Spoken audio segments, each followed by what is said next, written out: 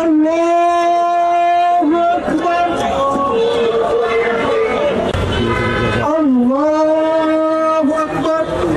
Professor ইউনূসের সরকার মনে করে আমি রায় দিয়ে গেছি, এবার ক্ষমতায় বিএনপি আসুক, জামাতে ইসলাম আসুক, তারা ইশারায় কার্যকর করুক না করুক, এইটা হবে না। রায় যেহেতু দিয়ে ফেলছেন, রায় কার্যকর করে বিদায় নিতে হবে। আজকে রায়ের ব্যাপারে আজকে পুরো ট্রাইব্যুনালে যখন ভার্ডিক্ট হচ্ছিল, আমি এবং ইনকিলাব মঞ্চের সদস্য সচিব জাবের আমরা পুরো সময়টা ভিতরে আদালতে ছিলাম। যেহেতু সামারি করা হয়েছে, তাও আমাদের কাছে মনে হয়েছে সম্ভবত বাংলাদেশে এর আগে কোন সময় এত দীর্ঘ সময় ধরে কোনো সামারি করা হয় নাই। আপনারা জানেন, আদালতে ঠিক ঢুকবার আগে আমাদেরকে অনেক মিডিয়া জিজ্ঞেস করেছিল আপনারা আদালতের কাছে কি প্রত্যাশা করেছেন। আমরা বারবার বলেছি আদালতের কাছে আমরা ইনসাফ চাই, জাস্টিস চাই, ন্যায় বিচার চাই। এবং তখনই বলে ঢুকেছিলাম যদি আমরা জাস্টিস না পাই তাহলে আমরা আইন যতদূর কভার করে আমরা আদালতে এই প্রক্রিয়ার মধ্য দিয়ে যতদূর লড়াই করা যায় আমরা থার্ড পার্টি হিসেবে শহীদ পরিবারকে সাথে নিয়ে আমরা লড়াই করব, কিন্তু আর একটা শাহবাগ তন্ত্র আমরা কায়েম করতে দিব না।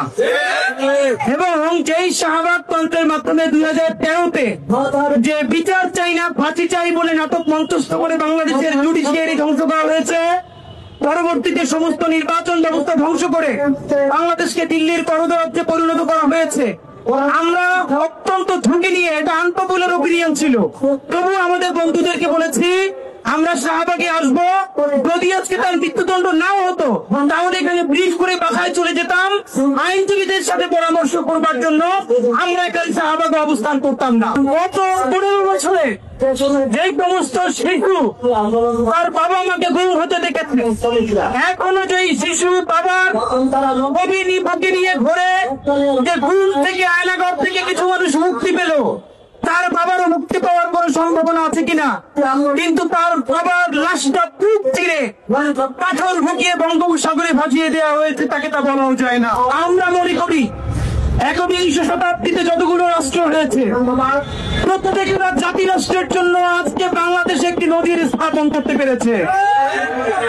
আমরা প্রথমত এই আন্তর্জাতিক অপরাধ ট্রাইব্যুনালের পুরো টিমকে সমস্ত জুলাইয়ের শহীদ পরিবারের পক্ষ থেকে অশেষ দোয়া এবং সম্মান জানাচ্ছি। এরপরে এই আন্তর্জাতিক অপরাধ ট্রাইব্যুনালে এই রায়ের জন্য যারা সব থেকে বেশি কষ্ট করেছেন, আন্তর্জাতিক অপরাধ ট্রাইব্যুনালের যে প্রসিকিউশন টিম, চিফ প্রসিকিউটর থেকে শুরু করে তাদের টিম, তদন্ত সংস্থা এবং পুলিশ থেকে শুরু করে অন্যান্য আইন শৃঙ্খলা বাহিনী, তারা এই মামলাটাকে শুরু থেকে এই পর্যন্ত প্রত্যেকটা তদন্তকে নিখুঁত করবার জন্য জীবন পরণ দিয়ে রয়েছেন, তাদের সকলের প্রতি বাংলাদেশের আপামর জনসাধারণের পক্ষ থেকে শ্রদ্ধা এবং ভালোবাসা জানাচ্ছি। একই সাথে ইঞ্জিনিয়ারিং সরকারের আমরা প্রচুর সমালোচনা করেছি। আমরা প্রফেসর ইউনূসের সরকারকে আজকে ধন্যবাদ জানাতে চাই। আন্তর্জাতিক বহু চক্রান্ত ষড়যন্ত্র, দেশি বিদেশি ষড়যন্ত্রকে উপেক্ষা করেও আন্তর্জাতিক অপরাধ ট্রাইব্যুনালকে স্বাধীনভাবে রায় দেওয়ার পরিবেশ তৈরি করে দিয়েছেন। আমরা এই পরিবেশ কিয়ামত পর্যন্ত বাংলাদেশে চাই। যেই দল যেই মত বাংলাদেশে আসুক, আর কোনদিন যেন তারা জুডিশিয়ারির উপরে তাদের নিজেদের দখলদারি আর না করে, এইটাই আমরা নতুন বাংলাদেশের মাধ্যমে জানাতে চাই। জুলাই গণহত্যার পর থেকে এই শহীদদের ন্যায় বিচারের জন্য ইনকিলাব মঞ্চ শুরু থেকে শেষ পর্যন্ত রাজপথে খেয়ে নাকি আজকে আমার খুব মনে পড়ছে, আপনার মিডিয়ার বন্ধুরা অনেকেই জানবেন, আমরা রমজানের মধ্যে এখানে একটানা 2 দিন অবস্থান কর্মসূচি দিয়েছিলাম যে গণহত্যাকারী আওয়ামী লীগকে নিষিদ্ধ করতে হবে, বিচারের আওতায় আনতে হবে। আপনাদেরকে আজকে জানাই, আজকে আমরা আন্দোলন করবার পরে, আপনারা সবাই সেই আন্দোলন সমর্থন করবার পরে এই এক্সিকিউটিভ অর্ডারে আওয়ামী লীগের কার্যক্রম নিষিদ্ধ করা হয়েছে। আজকে রায়ের অবজারভেশনে বলা হয়েছে শুধু আওয়ামী লীগ না, তার অঙ্গ সংগঠন যুবলীগ এবং ছাত্রলীগ, তারা থেকে এই গণহত্যা শুধু সমর্থন যোগায় নেয়, তারা নিজেরাও এই গণহত্যায় অংশ নিয়েছে। আমাদের জন্য একটা অসীম পাওনা যে বাংলাদেশের আদালত, আমরা বলেছিলাম যে আমরা কোন মাফিয়া তন্ত্র চাই না, আমরা আদালত থেকে ন্যায় বিচার চাই।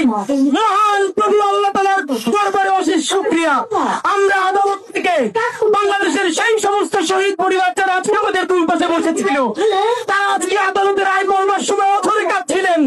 আমার পাশে যে শহীদ পরিবাররা বসেছিলেন তাদেরকে ধরে রাখতে পারছিলাম না, তারা এমন ভাবে কান্না করছিলেন, তারা বেঁচে থাকতে অন্তত একটা রায় দেখে গেলেন। সম্ভবত আজকের এই রায়ের মধ্য দিয়ে নতুন বাংলাদেশের